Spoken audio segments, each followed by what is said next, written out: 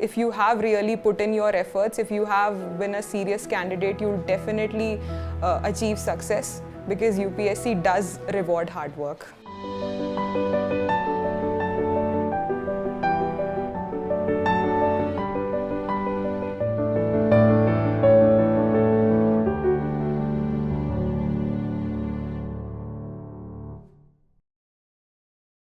Hello everyone, my name is Mudit Gupta and welcome to Kamovalti with Toppers, an initiative by Unacademy.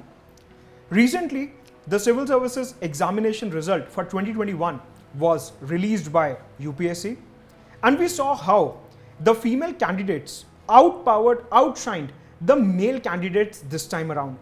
Today, we have one such brilliant female candidate with us, Shruti Rajalakshmi. Hi Shruti. Hi.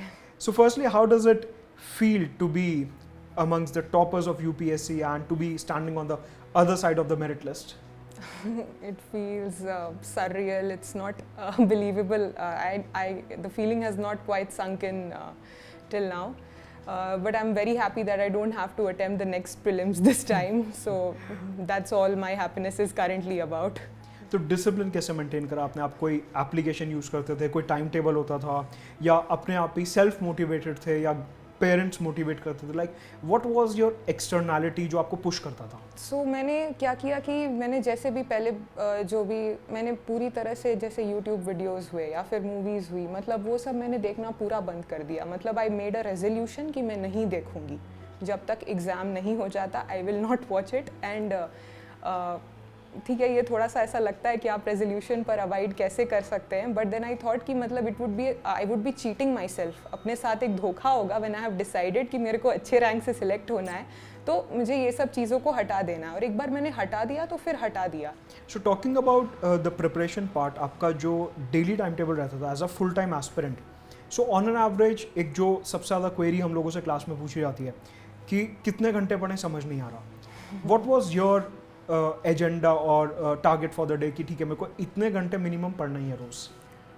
Minimum घंटे का तो ऐसा कोई मैंने slot नहीं बनाया था कि इतना घंटा पढ़ना है. क्या मेरे जो है ना, मेरा डे टाइम स्लॉट्स में डिवाइडेड होता था कि मैं जब से सबसे पहले उठूंगी तो जाके न्यूज़पेपर पढ़ लूँगी. उसके बाद करंट अफेयर्स का, मतलब मैं डेली भी करंट अफेयर्स फॉलो करती थी, और डेली करंट अफेयर्स के मैं नोट्स भी मतलब मैंने एवर नोट में बना रखा था. तो anything I learn in new today वो मैं उसमें उस पर्टिकुलर हेड के अंदर डाल देती थी जो मेरे पास बने हुए थे. मतलब टाइम स्लॉट्स ज़्यादा इंपॉर्टेंट थे रादर दैन घंटे. और मैंने ऐसा भी नहीं है कि ये टाइम स्लॉट्स को बहुत रिगरेसली फॉलो किया. कभी कभी उसमें इधर उधर हो जाता था, बट आई एंश्योर्ड कि जब मैं 3 घंटे पढ़ रही हूँ तो मेरा ध्यान किसी और चीज़ पर नहीं जाए. And also talking about the personality test, वहाँ पर हमारे को डिटेल्ड एप्लीकेशन फॉर्म 1 और 2 भरना होता है. उसमें एक सेक्शन होता है हॉबीज़ का.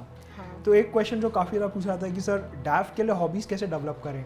So did you have any such thing in mind कि नहीं मेरे को डैफ के लिए हॉबीज़ डेवलप करनी है कुछ? नहीं, मतलब जो मेरी मैंने ये अब मल्टीपल हॉबीज़ मैन्युफैक्चर नहीं की. मतलब मेरे को लगा कि मैं मेरी एक ही हॉबी है which I have been doing over the years. तो मैंने एक ही हॉबी लिखी जो कि माइथोलॉजिकल स्टोरीज पढ़ना था. Any final message for all our aspirants?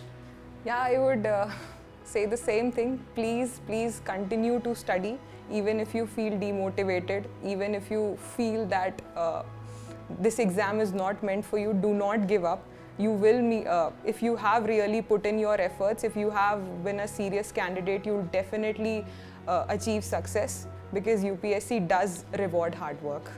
So please continue to do it.